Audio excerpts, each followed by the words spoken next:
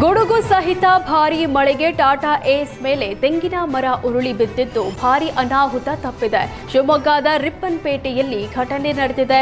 ಗಂಗಾಧರ್ಗೆ ಸೇರಿದ ಟಾಟಾ ಏಸ್ ವಾಹನ ಮನೆ ಸಮೀಪ ನಿಲ್ಲಿಸಲಾಗಿತ್ತು. ಏಕಾಏಕಿ ಶುರುವಾದ ಭಾರೀ ಮಳೆ ಗಾಳಿಯಿಂದ ತೆಂಗಿನ ಮರ ಉರುಳಿ ಬಿದ್ದಿದೆ. ವಾಹನ ಸಂಪೂರ್ಣವಾಗಿ ಜಖಂಗೊಂಡಿದ್ದು ಪಿಎಸ್ಐ ರಾಜು ರೆಡ್ಡಿ ಹಾಗೂ ಪೊಲೀಸ್ ಸಿಬ್ಬಂದಿ ಸ್ಥಳಕ್ಕೆ ಭೇಟಿ ನೀಡಿ ಪರಿಶೀಲಿಸಿದರು.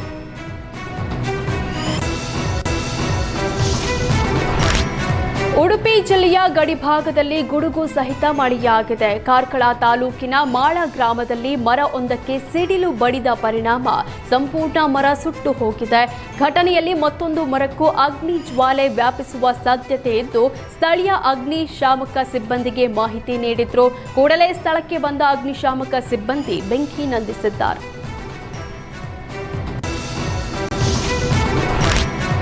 ಅಕ್ರಮ ಗೋ ಸಾಗಾಟ ತಡೆದ ಹಿಂದೂ ಕಾರ್ಯಕರ್ತನ ಮೇಲಿನ ಹಲ್ಲೆಗೆ ಖಂಡಿಸಿ ತಿಪಟೂರು ಬಂದ್ ಮಾಡಿ ಪ್ರತಿಭಟನೆ ನಡೆಸಲಾಯಿತು. ತಿಪಟೂರು ನಗರದಿಂದ ಪುರಸಭೆ ವೃತ್ತದವರೆಗೂ ಪ್ರತಿಭಟನಾ ಮೆರವಣಿಗೆ ನಡೆಸಿ ಆಕ್ರೋಶ ವ್ಯಕ್ತಪಡಿಸಿದ್ರು. ಆರೋಪಿಗಳ ಬಂಧನಕ್ಕೆ ಒತ್ತಾಯಿಸಿ ಬಿಜೆಪಿ ಹಿಂದೂಪರ ಸಂಘಟನೆ ತಿಪಟೂರು ಬಂದ್ ಮಾಡಿದ್ರು. ಎಸ್ಪಿ ಅಶೋಕ್ ಕೆವಿ ನೇತೃತ್ವದಲ್ಲಿ ನಗರದಲ್ಲಿ ಬಿಗಿ ಭದ್ರತೆ ಒದಗಿಸಲಾಗಿತ್ತು. ಸಾವಿರಾರು ಸಂಖ್ಯೆಯಲ್ಲಿ ಜನರು ಮೆರವಣಿಗೆಯಲ್ಲಿ ಭಾಗಿಯಾಗಿದ್ದರು. ನಿವೇಶನ ಹೆಸರಲ್ಲಿ ಜಾಗ ಖರೀದಿಸಿ ಅಕ್ರಮವಾಗಿ ಮಸೀದಿ ನಿರ್ಮಾಣ ಮಾಡಲಾಗ್ತಾ ಇದೆ ಅಂತ ಆರೋಪಿಸಿ ಹಿಂದೂಪರ ಸಂಘಟನೆಗಳು ಪ್ರತಿಭಟನೆ ಹಾದಿ ಹಿಡಿದಿವೆ. ಹುಬ್ಬಳ್ಳಿಯ ಗೋಕುಲ ರಸ್ತೆಯ ಸವಣೂರು ಲೇಔಟ್ನಲ್ಲಿ 3 ರಿಂದ 4 ವರ್ಷಗಳ ಹಿಂದೆ ಮುಸ್ಲಿಂ ವ್ಯಕ್ತಿಯೊಬ್ಬ ನಿವೇಶನದ ಹೆಸರಲ್ಲಿ ಜಾಗ ಖರೀದಿ ಮಾಡಿದ್ದ. ಆದ್ರೀಗ ಅಕ್ರಮವಾಗಿ ಮಸೀದಿ ನಿರ್ಮಾಣ ಮಾಡ್ತಿದ್ದಾರೆ ಅಂತ ಆರೋಪಿಸಲಾಗಿದೆ. ಹೀಗಾಗಿ ಕಾಮಗಾರಿ ಜಾಗಕ್ಕೆ ಜಮಾಯಿಸಿದ ವಿವಿಧ ಹಿಂದೂಪರ ಸಂಘಟನೆ ಕಾರ್ಯಕರ್ತರು ಪ್ರತಿಭಟನೆ ನಡೆಸಿದ್ರು. ಸ್ಥಳೀಯರಿಂದ ವಿರೋಧ ಇದ್ದರೂ ಅಕ್ರಮವಾಗಿ ಮಸೀದಿ ನಿರ್ಮಾಣ ಮಾಡಲಾಗ್ತಾ ಇದೆ. ಕೂಡಲೇ ಅಕ್ರಮ ಮಸೀದಿ ನಿರ್ಮಾಣ ಸ್ಥಗಿತಗೊಳಿಸುವಂತೆ ಆಗ್ರಹಿಸಿದ್ರು. ಮಸೀದಿ ನಿರ್ಮಾಣ ಕಾಮಗಾರಿ ಸ್ಥಗಿತಗೊಳಿಸದಿದ್ದರೆ ಉಗ್ರ ಪ್ರತಿಭಟನೆ ಮಾಡುವುದಾಗಿ ಹುಬ್ಬಳ್ಳಿ ಧಾರವಾಡ ಮಹಾನಗರ ಪಾಲಿಕೆಗೆ ಎಚ್ಚರಿಸಿದ್ರು.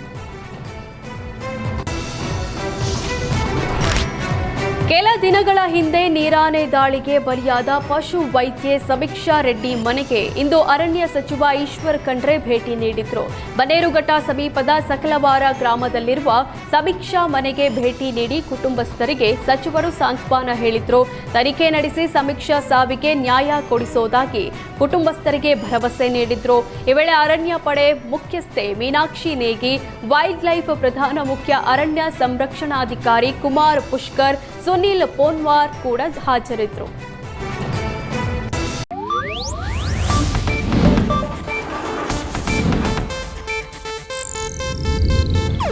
ಇದು ಏಷ್ಯಾನೆಟ್ ನ್ಯೂಸ್ ನೆಟ್ವರ್ಕ್ ಪ್ರಸ್ತುತಿ.